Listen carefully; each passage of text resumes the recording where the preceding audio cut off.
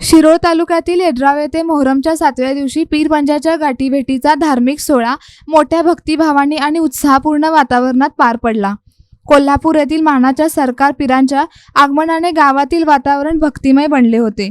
विविध धार्मिक विधी आणि पारंपरिक प्रथांनी मोहरम पार पडत आहे, तर गुरुवार दिनांक 25 रोजी खत्तल रात्र पार पडणार आहे।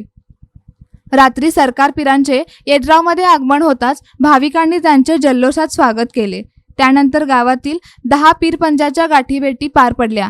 या पारंपरिक सोहळ्याला धार्मिक विशेष महत्त्व प्राप्त झाले। दर्शनासाठी भाविकांनी मोठी गर्दी केली होती। गाठीभेटीनंतर पीरपंजाची गावातून पारंपरिक मिरवणूक काढण्यात आली। ढोल ताशाच्या निनादात आणि धार्मिक घोषणांनी परिसर दुमदुमून गेला। मिरवणुकीदरम्यान भाविकांनी श्रद्धेने ऊद घालत पीरपंजांना पाणी अर्पण केले। यावेळी सर्वत्र भक्ती, श्रद्धा आणि बंधुभावाचे दर्शन घडले।